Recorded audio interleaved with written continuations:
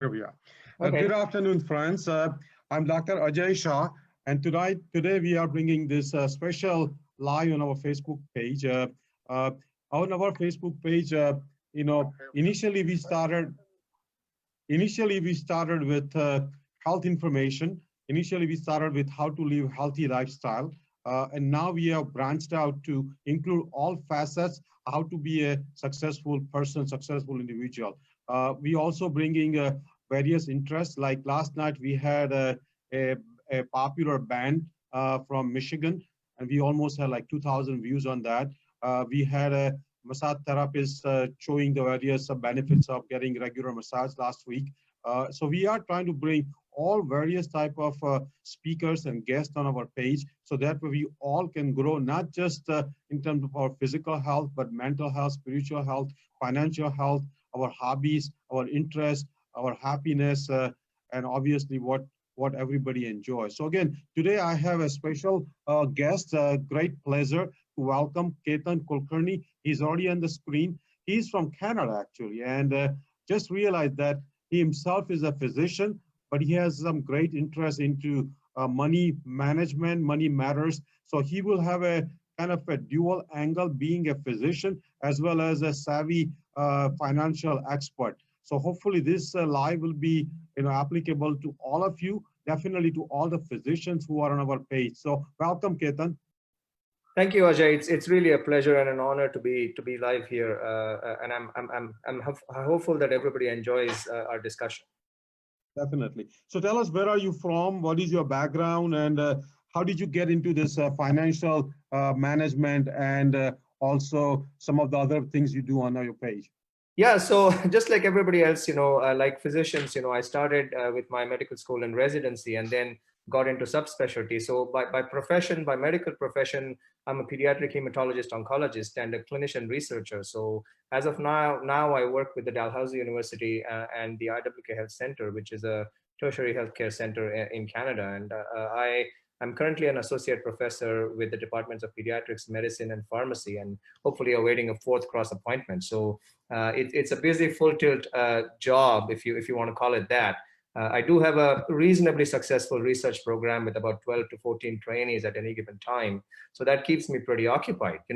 But as I was going through my trajectory to understand how to build an independent career as a physician or as a clinician researcher, I also realized that that's probably not going to get me to the other end of the spectrum, which is to be financially independent.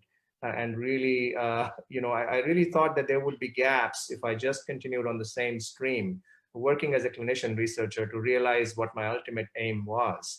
So I thought that there's a need to better understand financial health, if you may call it, understand how to reach financial independence.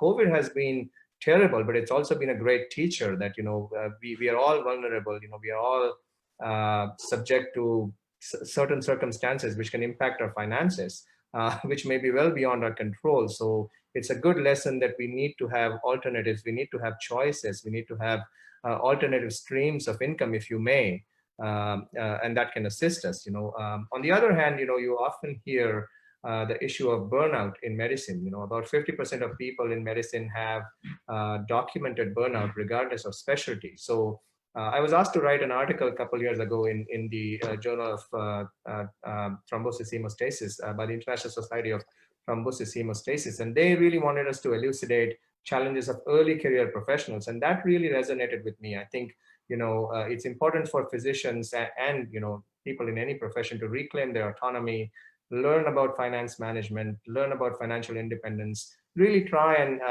have a balanced, successful lifestyle, and try to do their hobbies. And if they can monetize some of those hobbies, that would assist in alternative income streams as well. And as such, really, I thought that in the big picture, I thought there was a need to understand the ultimate meaning and contribution to our lives that we could, contribute to humanity and society at large. And I thought that just as a role, in my role as a clinician researcher, that may not be adequate. And that's how I branched out. And the first obvious next destination was understanding finance management. So that's how I developed an interest in it. And I'm sure so many other people would share that.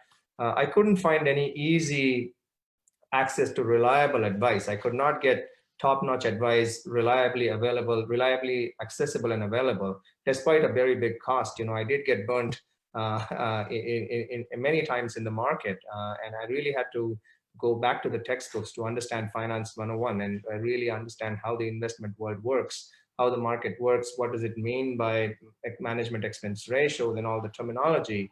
I think that, collectively, us as physicians, and in fact, everybody can learn those things because of the complexity of the current world. It's really important to take over the charge of your own finances and really understand good financial health, if No, that's a I think reasonable introduction.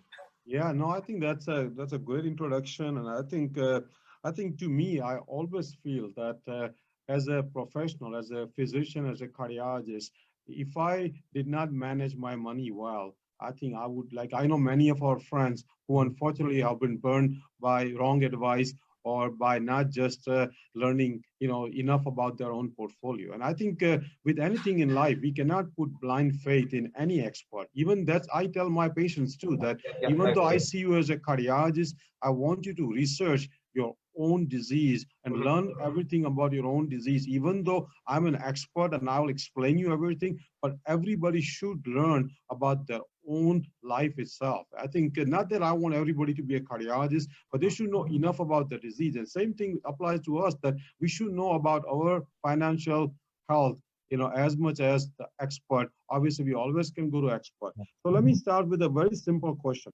Uh, and again, you probably will have a different angle on it, but what do you think of the current US stock market? And what do you think of the way Canadian stock market works? Yeah, so I think that's a fantastic question to start with. So, I knew nothing about S&P 500 7 or 8 years ago, and it was quite a shocker to really understand it. So I think we all know that US is an amazing capitalist economy, and they have produced about 9% return historically, it's way back since the Great Depression era. So it's a very important part of the global economy. And, anytime there's a major event that happens, whether it's 2003 or 2008 or in the 90s or even now, it impacts everybody. I think that U.S. stock market has a very important role in every portfolio, no matter where in the world the person is. So, the current uncertainty or volatility, if we may call it that, clearly impacts everybody. But history has shown us that, most of the bear markets recover and become bull markets. So I think we should definitely avoid some of the critical mistakes, as in selling, trying to sell low, or trying to time the market, and trying to really liquidate the portfolio in very volatile times. If you luck out, if you're a savvy investor, you can probably pick out some stocks, but again, that comes at a risk. And if it's a small to medium sized portfolio, I would probably refrain from that. If you just went on with a consistent pattern of investing month by month, my current financial advisor does some very good projections, and they have shown clearly that if you just ride the markets in the very long run, as in more than 10 years, you would do really, really well, because you capture those sudden spikes from bottom to the top. So I think despite the volatility, we definitely risk a second wave both in the Canada and US. I think we have to hold the reins and keep investing in that asset class, if we may call it that. And like we were just mentioning before the discussion went live, the Canadian economy is very different than the US economy. So if US has S&P 500, we have the TSX 60. So roughly speaking, we are about 10% of the US size. And historically, it's been very capitalistic, but not to the degree of US. So the average Toronto Stock Exchange return is somewhere between 5 and 6%. So over long periods of times, you will see a huge gap in the same dollar amount invested in the US and Canada, which is why I also believe that, all of us as part of the Canadian economy have to be fairly heavily invested in the US economy and reap the benefits from that. Now, having said that, we can talk about that later on. Canadian stocks are preferentially treated from tax perspective.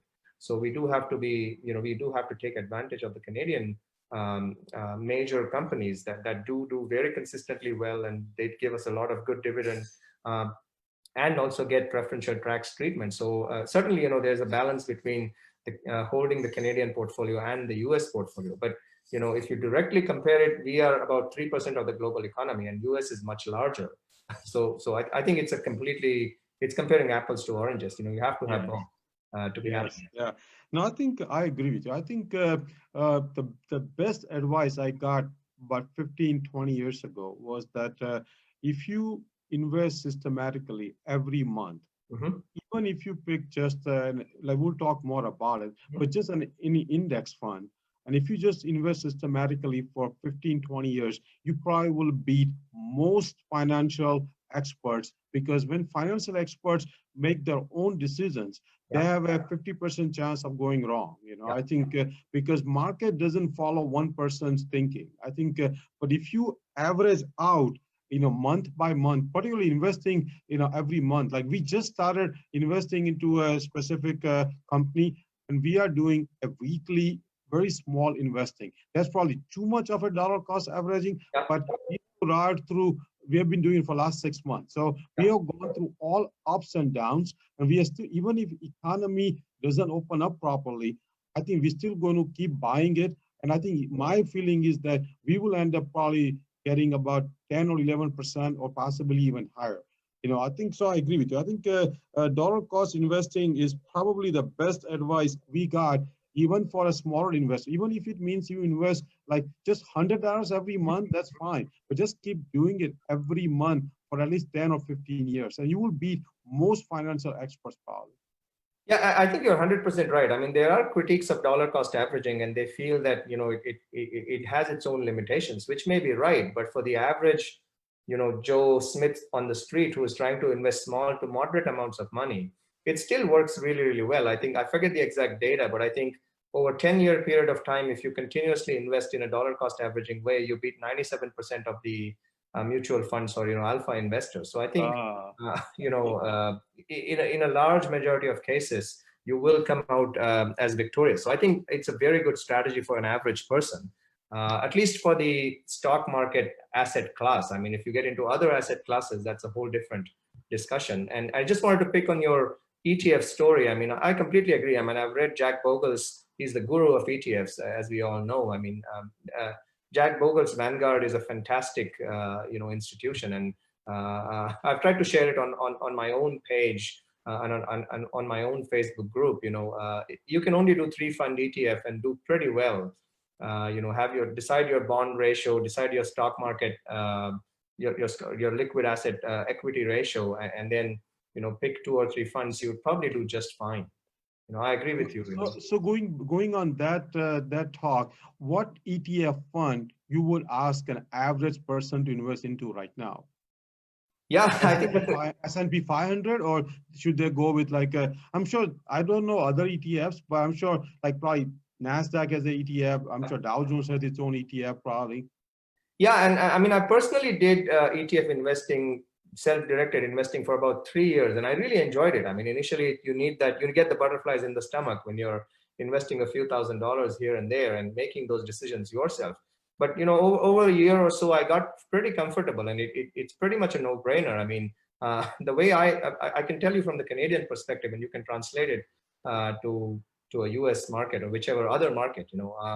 So in Canada, most of them advise that, let's say you have $100, you would decide on what percentage of your portfolio should be bonds. So let's say you're an aggressive investor, you could go 0 to 20% bonds.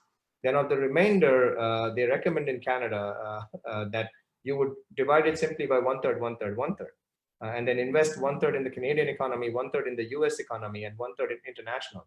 And of that 1/3, you could do up to 20% of emerging economies.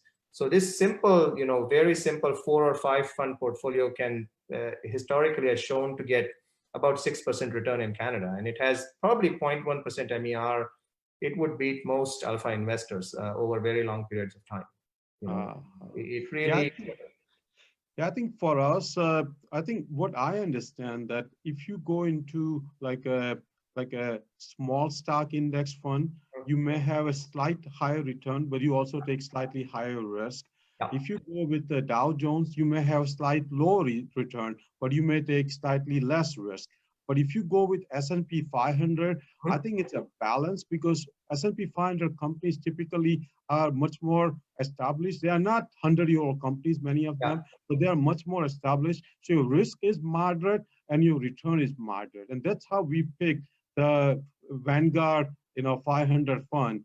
and that fund has done tremendously well. So I think I probably would advise everybody who's listening to this thing that small or large investment, if you have, if you are just starting as at age 20, 25, 30, then probably put into S&P 500, and you will probably have a great return over 10 years.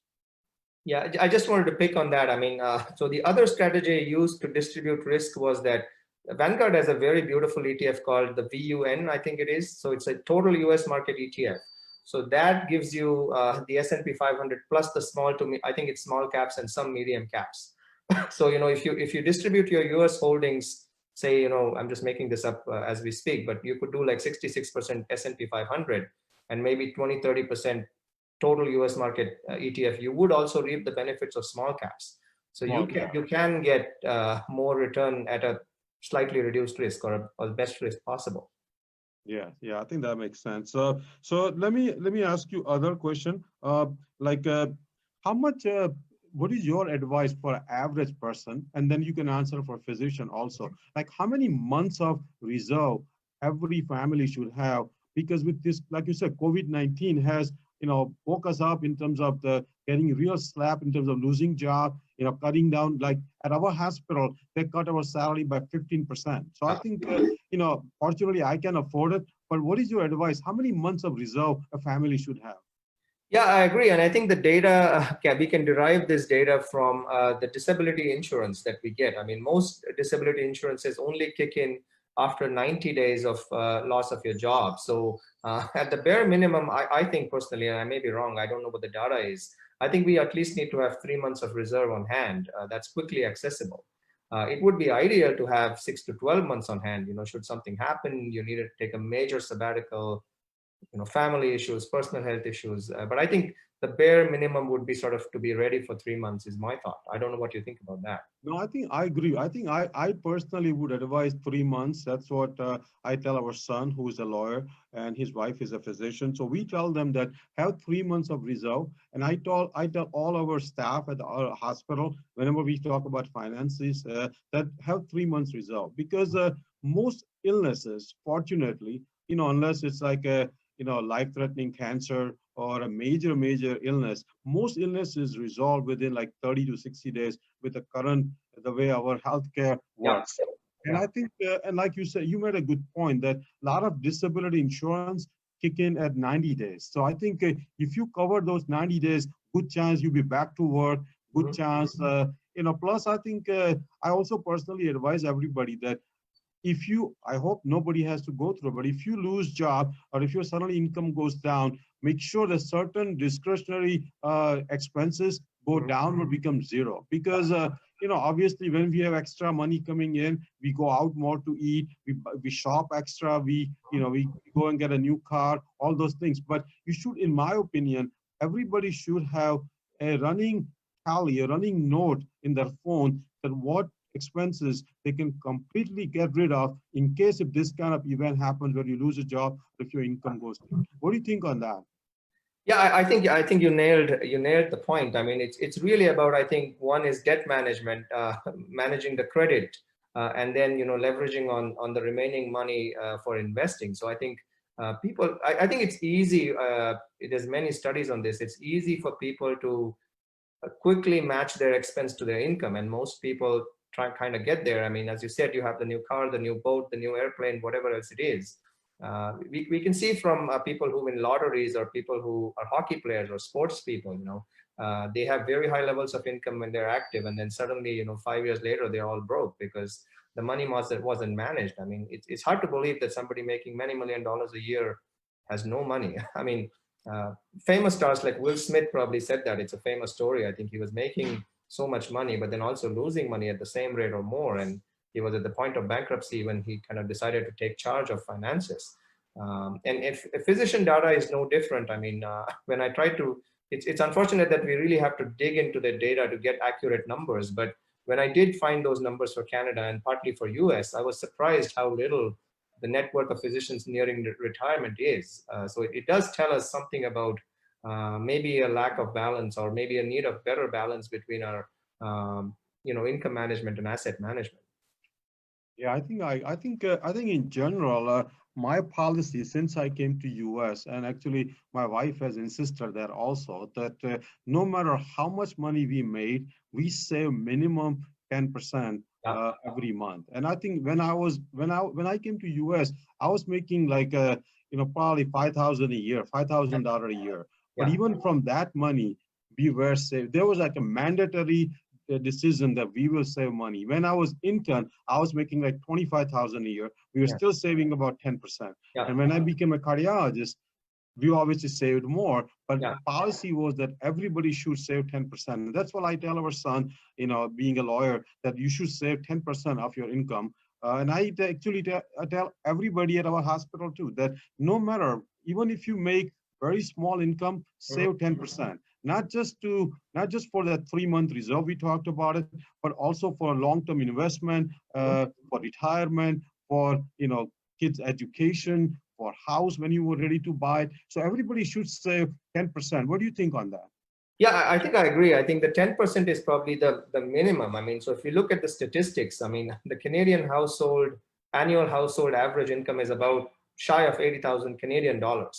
And I think the US is actually much lower. I was trying to read this morning to compare the US numbers. So I think 10% is the bare minimum if you are sort of at or above the national median for your country. Um, Although some people would argue that the higher the net worth, the more should be the saving rate, because if you're trying to aim for income replacement in distant future, you're probably going to have to save a much more. I've heard from some finance advisors that they really like 20% if it's possible, and that's pretty aggressive. I think 20% of gross income can be pretty aggressive, but if people who do that tend to achieve their financial goals much faster, I think.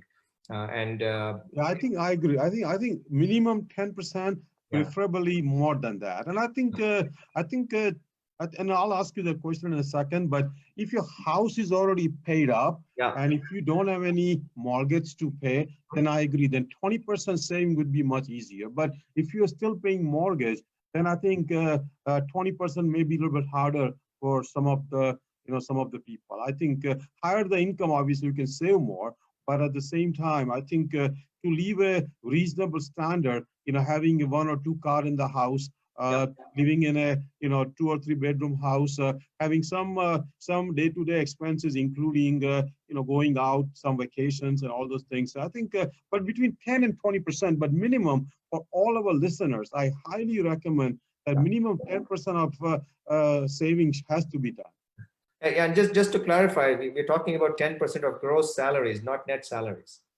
So Right, you right. agree, Gross. you agree with that? Yeah. Right, yes, gross. Yes, yes.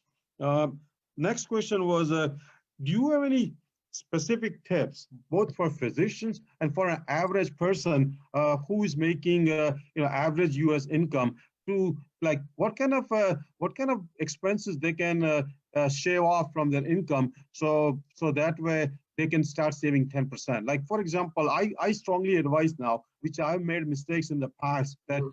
we don't need to buy a new car every three Yeah. years. We Yeah. don't need to lease a car with a low mileage and keep paying money. I think the car I have right now has tons of miles. I keep driving it. I enjoy it. Car gets me from one place to the other place. I have driven expensive cars in the past, but Yeah. now if I had to do it again, I would definitely not buy the new car every 3 years. What do you think? Any other examples? Yeah, I think I would start first with one of the biggest purchase most people make, and it's the house. So for example, there's big differences in the Canadian tax structure and economy. So in Canada, the house mortgage interest is not tax deductible. So you're paying for your entire house from after tax income. So any expenses on the house are not tax deductible, and the property taxes are pretty high. So for most people, it's very easy to become house poor because the banks will give you very large loans, especially if you have good credit scores. So I think uh, from what I have learned, through reading and through experience, most people should probably limit their house values at about 3 times their annual incomes. I think if you're going beyond that, that's probably pushing it. you know and then, as you nailed it, I think the next big expense. Oh, sorry, I just wanted to add one more point. Historically, it seems, at least in Canada, house investment has not been a phenomenal investment. It seems like more like a liability because after all expenses, property taxes, repairs, you know, and all the other unknown expenses, miscellaneous expenses on the house, most people probably get a return rate of around 3 to 4% on the house. So that's not been very high. So if a lot of people say, okay, I'm going to buy my primary residence and I'll sell it at retirement, and then reap the difference because you don't pay any capital gains, and then use that for retirement. I mean, that's not necessarily worked for a lot of people because your appreciation difference is not enough. So I think it's a personal choice, but I feel that people shouldn't try to buy too big a house compared to what there's a difference between must have and need to have and nice to have, I think. So we have to recognize Yes. that difference. So the next expense class is definitely cars.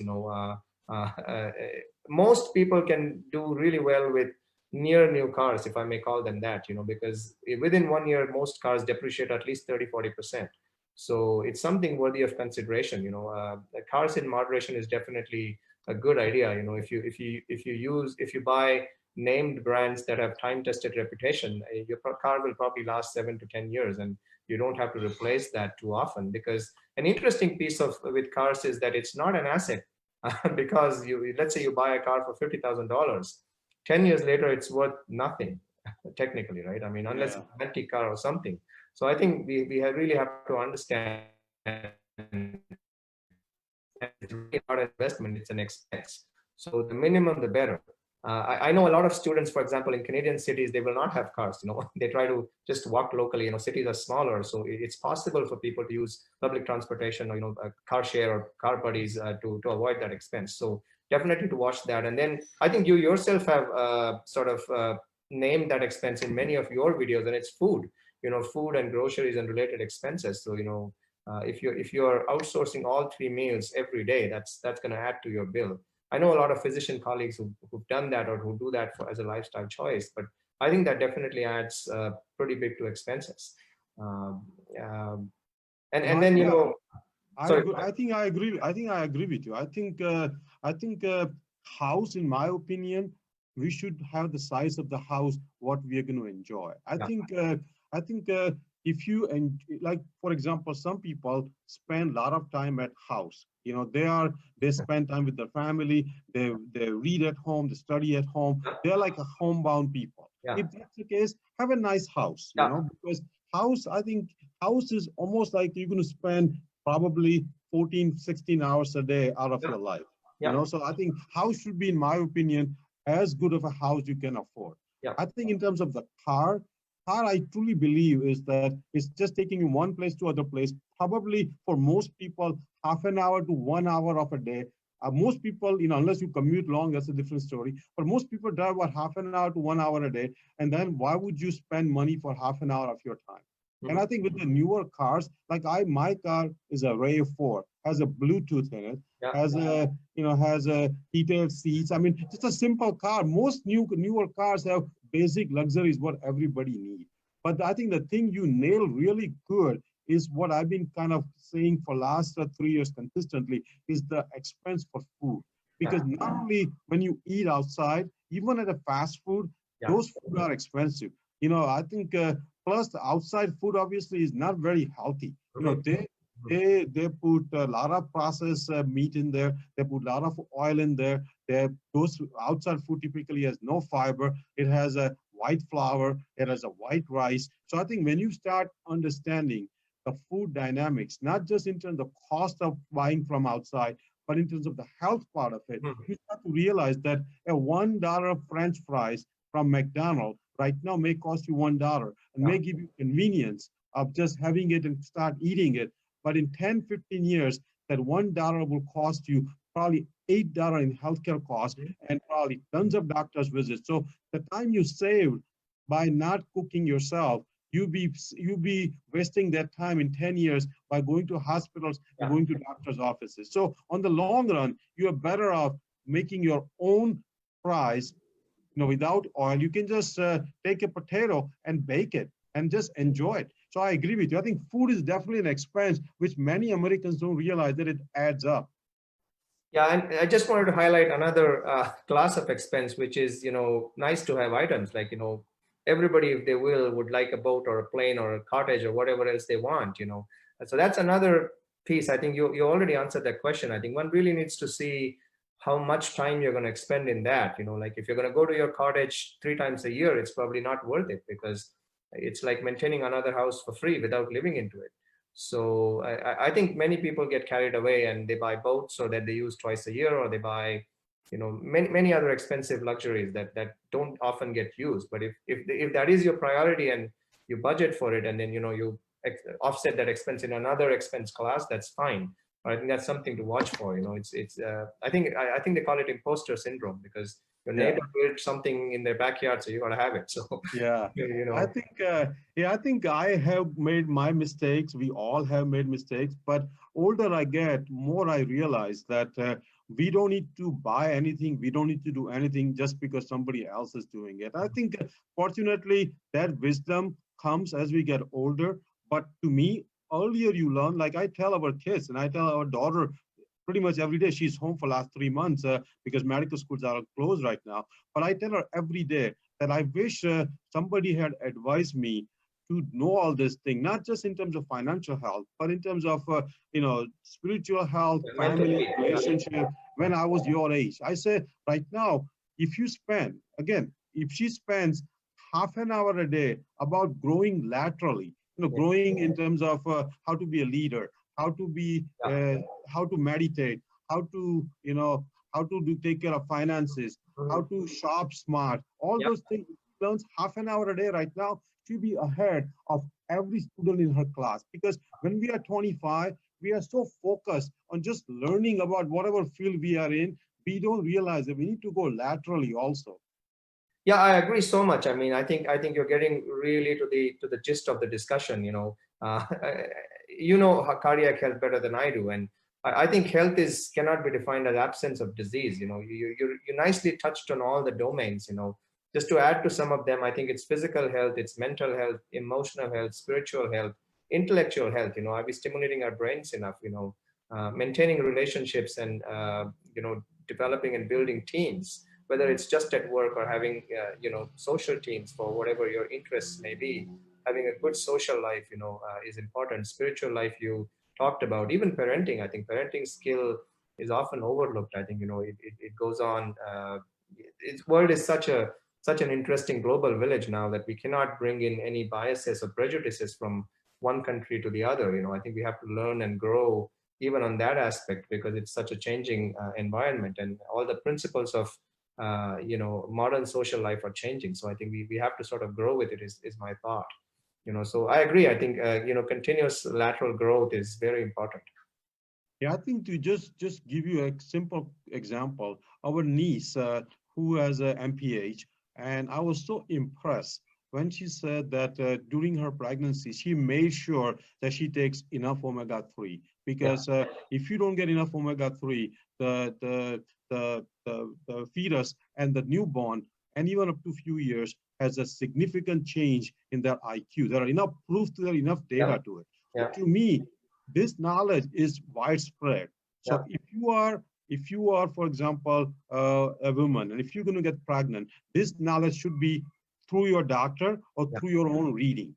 Yeah. So again, because I think sometimes we don't realize that as a person, we have so many other things in life to take care of it. We cannot just be very narrow focused. And I think that's where this kind of live, coming from you, coming from many other guests, become very important. We have to Mhm. continuously grow in every way possible. Then I think your life becomes fun. We become, a lot more happier, a lot more healthier. We live long. So again, this kind of discussion, I think, in my opinion, should happen in every corner. I think, and plus now with internet and with a Zoom type of Yeah. call, why not we like tomorrow? I'm doing a call on diabetes.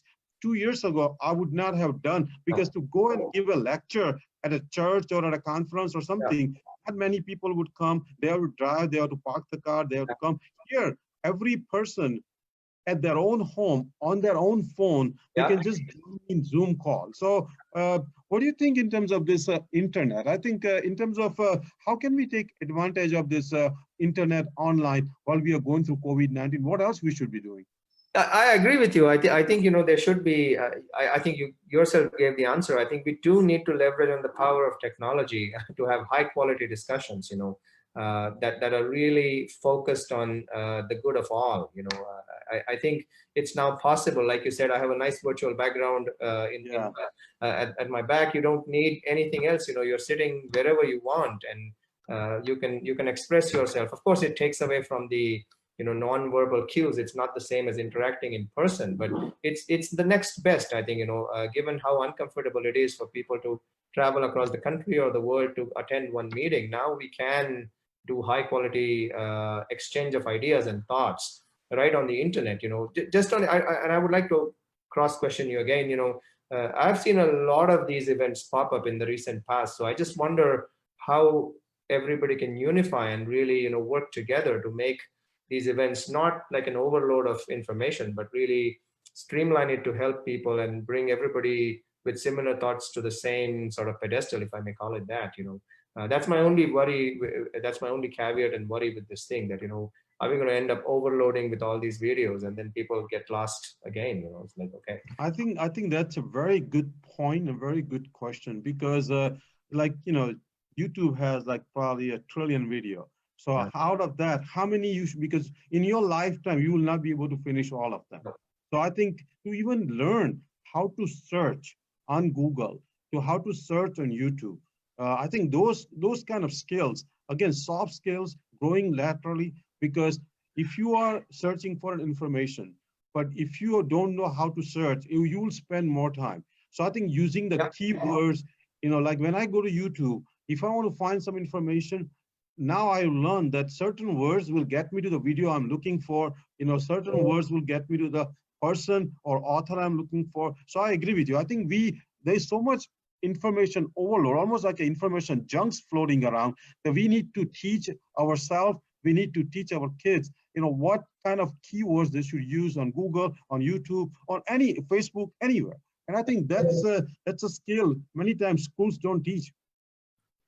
Yeah, I agree. I mean, it's like in being an adult skill. I mean, we also have to, just to add to that, I think we also need the ability to decipher, whether the information is accurate. I mean, this happens very frequently with our patients. They go on Google, okay, you got lymphoblastic lymphoma. Okay, they get all kinds of information, and then you really have to, it's very hard to undo that damage once it's done. So I personally counsel directly, saying, okay, you know what, don't Google, as hard as possible, resist your temptation, and we'll give you websites that have more authentic information. So I think, that skill of trying to, tease out sort of, if I may call it, garbage, and really get to the accurate sources of information is quite key. And No, I if we think can. that's an excellent point, that it's probably in medicine, but any field, even financial. I mean, any information you're looking for, if you go to a not very credible evidence-based source, then you may actually end, because, like you said, whatever first impression you get in your head, it's hard to erase it. And I think in health, it happens all the time. I get many patients come and ask me questions, which I know is absolutely wrong information, but it almost takes me twice the effort to erase that information. So I agree with you. I think, but I think at the same time, I personally believe that that knowledge is power, Mhm. and if you are smart enough, eventually you will learn yourself which Mhm. sites to go through. So I think I take a risk of over information than under information. If I have a choice, I rather know more, even though part of that more could be wrong, but I Yeah, rather know more than know less. yeah, that's fair. Yeah, that's a good point. Uh, Let me open up my phone. So my next question is, uh, what kind of health insurance in Canada? I know you have the Canadian healthcare system, Yeah. but do you recommend in terms of any specific health insurance, like deductibles and other information for Canadians and also for Americans, if you know? Yeah, I think, again, when I started sort of learning more about finances, I recognized the importance of insurance. I think it's one thing that you will not get when you need it most. So I think it's like prevention. It's like a preventative approach. So most Canadians, have access to good universal health care, but that does not include everything, like we were trying to discuss before the call. For example, it doesn't include dental health. It doesn't include medicines. It doesn't include many optional services, add-ons. There's a lot of issues with that. So you do need coverage through your employer or through private sources for that. Secondly, most people would definitely recommend a term insurance, either a term to 10 or term to 20 or longer, that people have to buy. Permanent whole life policies could be a whole call in itself. I know my American friends hate it, so there could be a whole discussion on the value of that. So we'll park that for the time being.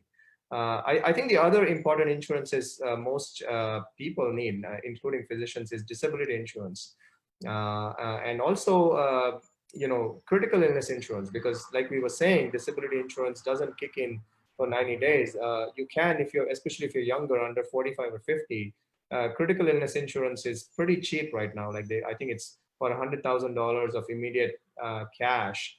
It's under $100 a year. So it's well worth it for most people to invest that till you have a good bank balance and you have good assets, so that you don't need it. Because if something happens, somebody stroked in your house, and you need access to cash tomorrow, then that's a good investment, I think, to get that immediate cash without risking any other assets. And you can have the peace of mind to sit at home and do what you need to do, or sit at the hospital and do what you need to do and get better. And hopefully, you won't have to kick in that DI, because you're back to square one in 90 days. And then, I mean, you do have the long-term care insurance, and I know that the world is going to have more seniors than not by 2030. So I think that's more debatable. I don't know the exact data on the cost and the benefit of it. I mean, if most people have good insurance coverage covering all those aspects we just talked about, and they have good retirement plans in place in terms of their finances, I'm not so sure about how that's going to work out. But then if we see that the cost of long-term care facilities keeps consistently going up, then that may become necessary. But then at that point, I think the cost of premiums will also be going up. So I think that could be a catch-22. I don't have a recommendation, solely because it's pretty new in Canada. It's being offered for the last 2 or 3 years, and not everybody's buying into it. People have their own skepticism buying into long-term care insurance. I do know that care facilities, for example, in our city, are not cheap. I think they're about $4,000 a month. So it's not easily affordable for one person, and there's a long waiting list. So it gets pretty expensive very quickly. No, I think you made excellent points. I think to give you an example, when I was an intern, this was 30 some years ago, somebody came to our hospital and offered a term insurance. Mhm. And whatever the reason, he was kind of nice enough to put us through his own life's experience. And then we realized that term insurance is must. And younger you get, Yeah. actually you get best rates. Yeah. And if you in 20 years, so I got my first term insurance for I think $100,000 at age 24 or 25, Yeah. 24, at like a $10 a month, something like Yeah, that. yeah, You it know, could be it was very so cheap. Yeah, cheap. And it was locked in. So the yeah, premium remains same for 20 years. For yeah, 20 years.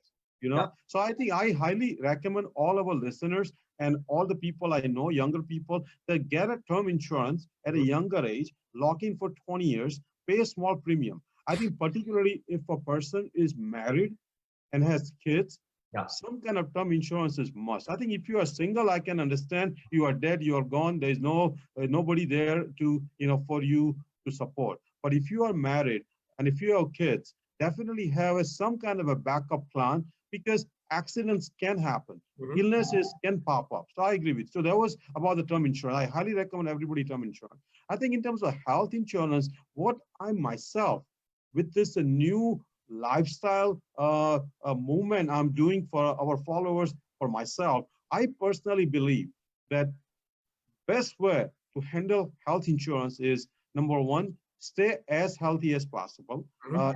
eat healthy, exercise, sleep, and then buy a health insurance which has a high deductible, Mhm. and whatever money you save, put that money, in America at least, into health saving account, and that health saving account can grow tax free, because it will be deducted out of your paycheck before even you pay any tax. So it's almost like a retirement plan, Right, and right. that money will keep growing over the years. So whenever any major illness come, like for example, our health saving account has enough money into it that all our deductibles come out of the health saving account. So I Right. highly recommend every American to be as healthy as possible. I have the highest deductible health plan, and the money you save, put into the health saving account and keep building that health saving account for the long term. And then I think that if you do that, you will save so much, because I know some people, they have like a Cadillac plan for health insurance. Yeah. And a lot of this money is vested because they're young, they don't get sick, and every month they keep paying the premium, but they never use it. Yeah, if I may if I may add to one of the points you mentioned, I think, I've learned over the years that most of us underestimate the value of term insurance we need. So I think that needs some attention too, right? You really do have to sit down and, in my experience at least, and calculate, how much term insurance you need, in terms of the value of your house. And it's almost like buying a retirement plan. I mean, if you pass away and you have your survivors, you really have to get a realistic estimate of how much money do they need. It doesn't have to be a Cadillac plan that, they get, everything is paid for, but at least it needs to pay for your house in entirety, and, give a reasonable nest egg. So, if you calculate that your family needs, I'm just going to make this up, 50,000 a year for survival, then you at least need to have $1 million in the bank so that 50,000 comes out. So then that's your value of term insurance, $1 million plus the value of your house plus whatever other things need to be taken care of. So it's pretty substantial, and yet, I find the term insurance is pretty cheap. Like even $1 million term insurance for a young person is probably not much more than $500 a year, or less.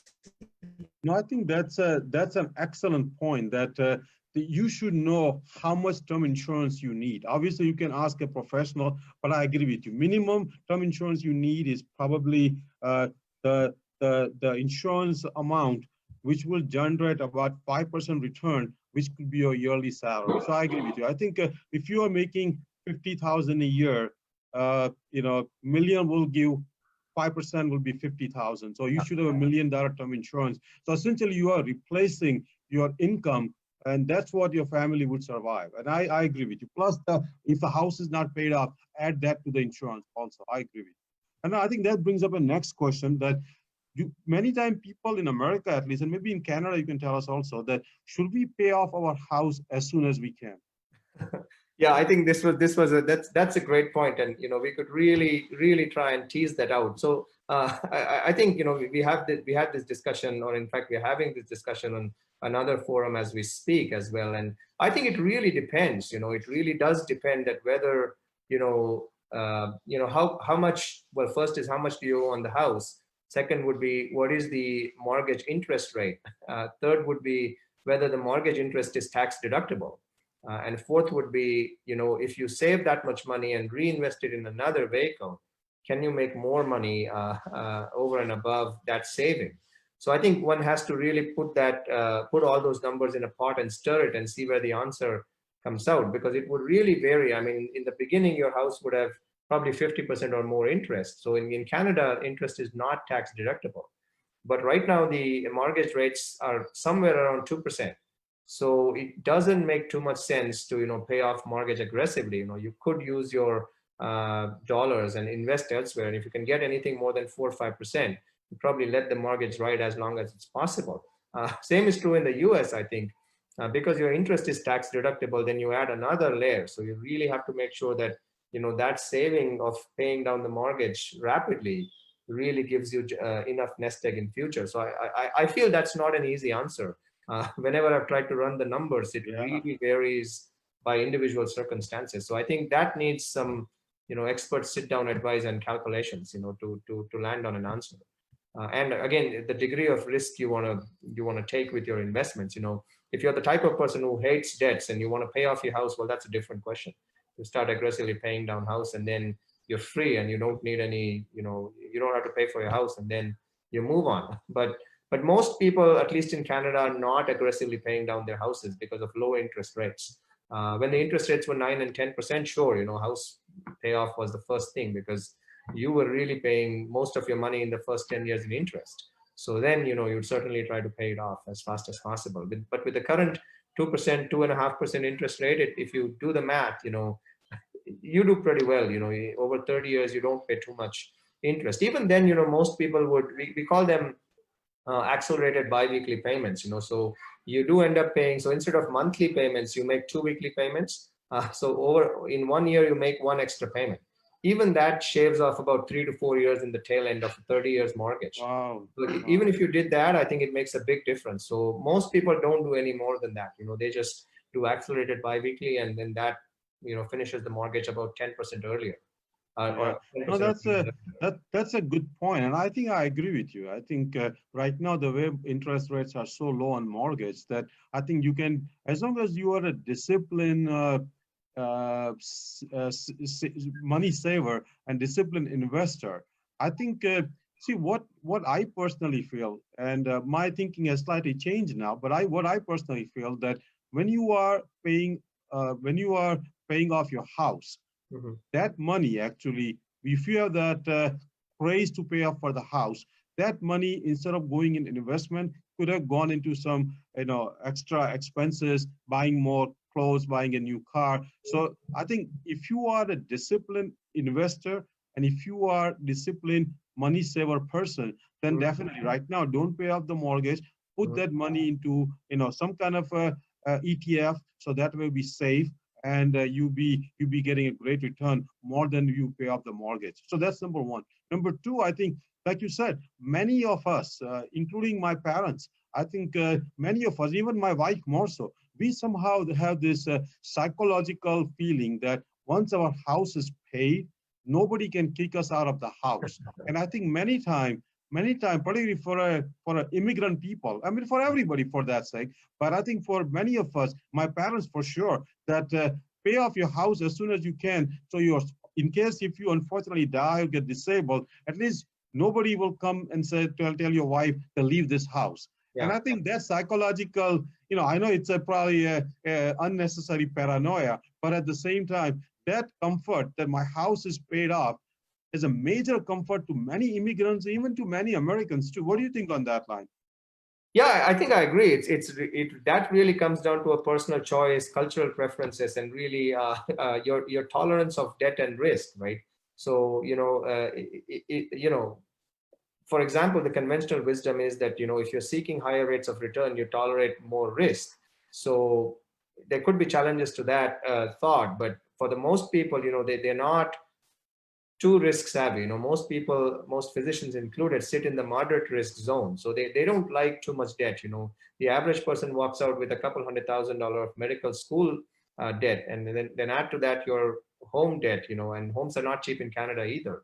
So that becomes a huge debt amount. And, paying down that debt definitely becomes a huge priority. So if that is an individual situation, then I agree, then they have to probably make double payments on mortgage and bring it down to a respectable level. And then you can sort of start tapering it off and paying it slowly. So I agree with you that, it really depends on that personal individual preferences, cultural conditioning, if you call it that, and Yeah, risk yeah. tolerance. Yeah, that makes sense. Yeah.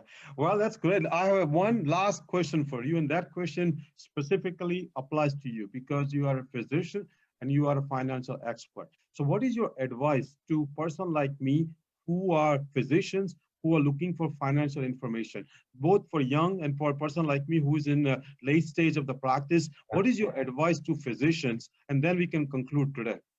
Yeah, for sure. I think the first one you kind of gave the answer yourself. I think the first one is you have to be aware and be disciplined.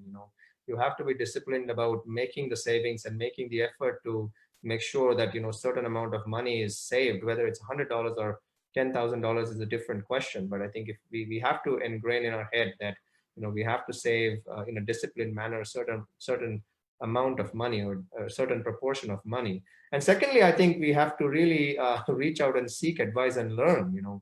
We have to be the master of our own financial destiny. I think you have to really learn and seek out. And it's amazing what's available on Facebook and what's available for free. I mean, a few years ago, I started reaching out to people more savvy than me in finance world, and a lot of advice is available for free. It doesn't cost a fortune to get good advice. I mean, the ETF based investing is a great starting tool for most people.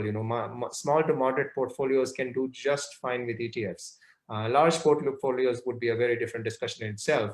And then the third point, I think, is to start early. Like you were mentioning, like I personally didn't start till my late 20s, so I missed some of the boats. I mean, I could have started a little bit earlier. So I think even teenage years is not late to start investing and probably losing some money and really understanding how the investment world works, so that that loss of money will really save you thousands, if not tens of thousands in future by understanding how the financial world works, and I really do think, collectively as a group, we can support each other and learn through platforms. And, the long-term vision would be to really help everybody, both physicians and non-physicians, take control of their financial master plans, if you call it that, and provide transparent, good cost benefit ratio platforms. I knocked many doors of financial advisors, and I came out for the most part pretty disappointed that very expensive plans with no real returns,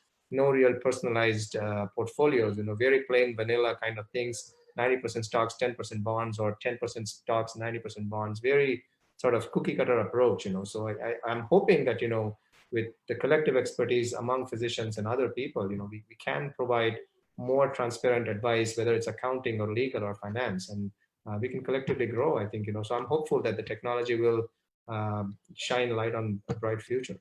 Yeah, no, I think I've been following your page, and you've been posting some great articles, not just in finance, but in terms of the life management. I think you've been posting some of the Harvard business type of letters, and I think so. I think we are glad you're doing this thing. Thanks for coming on today, and we will definitely keep talking more. Keep helping us out with this thing, and stay well and stay healthy. Thank you. Yeah, thank you so much. Have a good Thanks. day.